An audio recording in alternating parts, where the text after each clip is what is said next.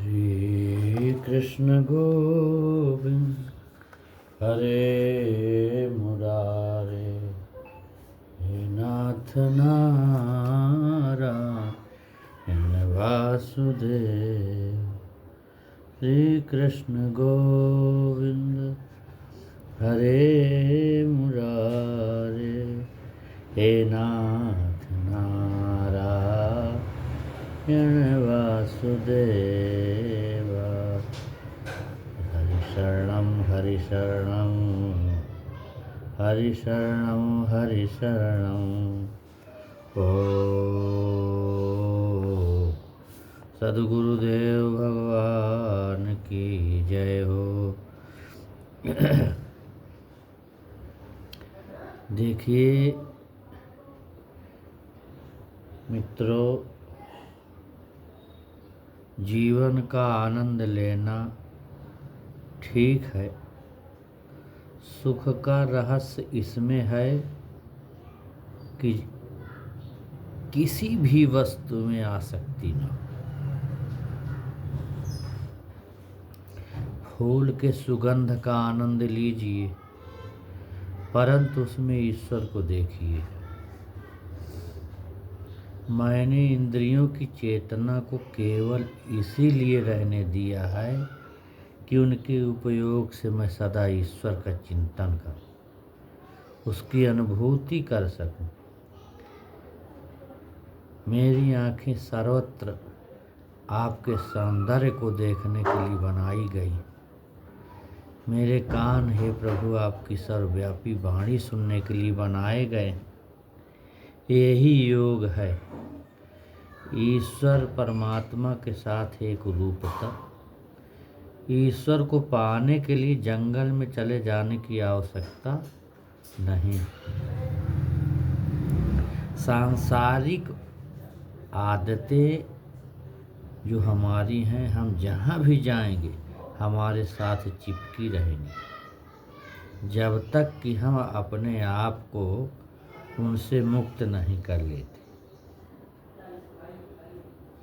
ईश्वर को अपने हृदय की गुफा में ढूंढना, वह जहाँ भी जाता है अपने साथ प्रभु की उपस्थिति के आनंदमय और चैतन्य को साथ लिए जाता है। प्रभु की इतनी कृपा है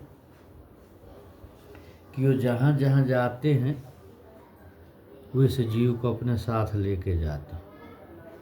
आए हैं यहाँ संसार में तो साथ में लेके आए, और यहाँ खेल करा के कुछ दिन और फिर अपने साथ लेके चले जाएंगे। माने वो साथ नहीं छोड़ते, हमेशा अनवरत अनादि हमारे साथ साथ रहते हैं। और जो भी कर्म हम करते हैं वो शरीर को भोगना पड़ता है, शरीर भोगता है, और आत्मा जो है वो कभी किसी से लिपायमान नहीं होती है। किसी भी प्रकार के फल की इच्छा के बिना जो कर्म करते हैं वही सच्चा आंतरिक वैराग्य है। ईश्वर स्वयं दिव्य वैरागी है, क्योंकि वह ब्रह्मांड के सभी कार्य उनमें किसी आसक्ति के बिना करता रहता है। जो आत्मज्ञान चाहता है उसे परमात्मा के सृष्टि का जो नाटक है, सृष्टि नाट्य है, किसी प्रकार की भावनात्मक लिप्तता के बिना केवल ईश्वर की खातिर कार्य करना और जीना चाहिए। इस प्रकार से हृदय से सब कुछ त्याग दीजिए और ये जान लीजिए कि आप इस जटिल ब्रह्मांडीय जो चलचित्र है केवल एक भूमिका निभा रहे हैं, एक ऐसी भूमिका जो देर सवेर समाप्त होने वाली। तब आप उसे एक स्वप्न की भांति भूल जाएंगे। हमारा परिवेश, हम में इस वर्तमान भूमिका एवं हमारी वर्तमान जो समस्याओं के महत्व का भ्रम निर्मित करता है, इस ऐहिक चेतना से ऊपर उठिए, ये सांसारिक चेतना, इससे ऊपर उठिए और उस परम चेतना से मिलिए। अपने अंतर में भगवान का इस प्रकार अनुभव कीजिए कि केवल वही आपके जीवन में एकमेव प्रभाव बन जाए। ऐसा अभ्यास करना चाहिए।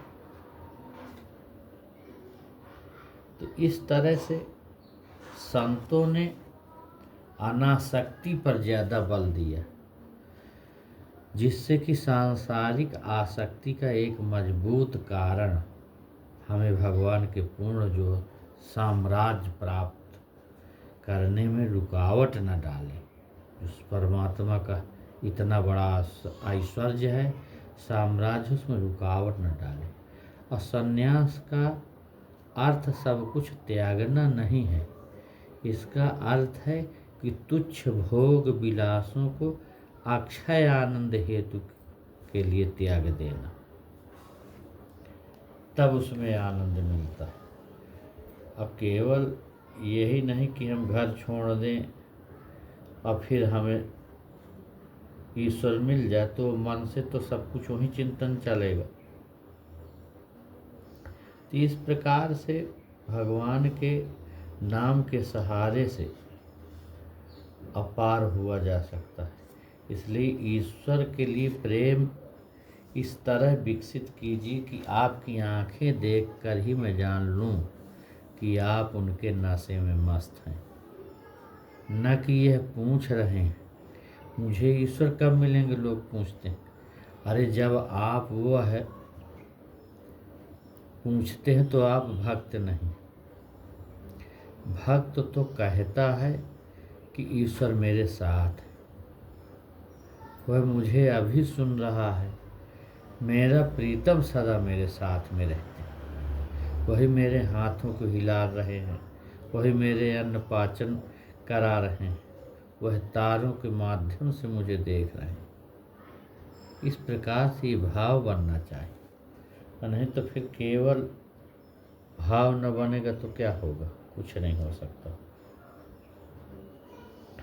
और याद रखें, आपकी इच्छा शक्ति में ईश्वर की सर्वशक्तिमान शक्ति निहित है।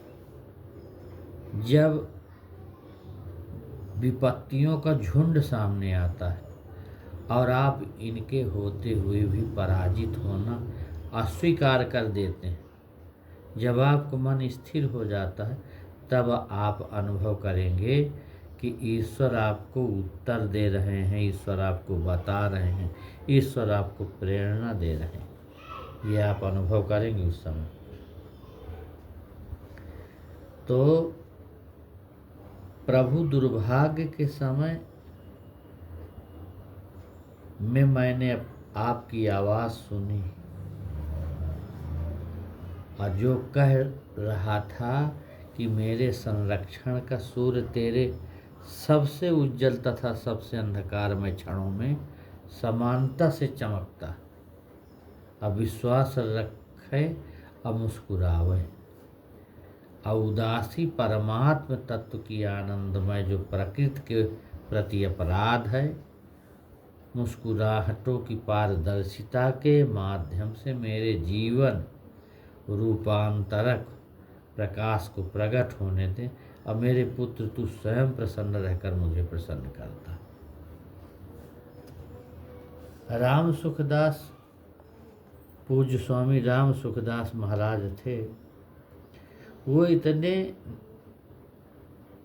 इतने माने अपने आप को बिल्कुल एक नगण्य भगवान के सामने मानते थे। यहाँ तक कि वो कथा प्रवचन कभी व्यक्ति के समाज के सामने स्वयं नहीं कथा बोलते थे। एक पर्दा रहता था, उसके पीछे आड़ में बताते थे, प्रवचन करते थे। कभी प्रत्यक्ष में उनको मंच में बैठ के कथा करते कभी नहीं देखे हैं।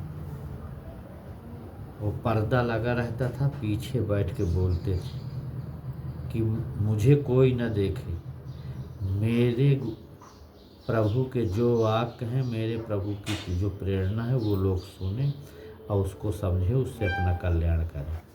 ओम शांति शांति शांति। ओम।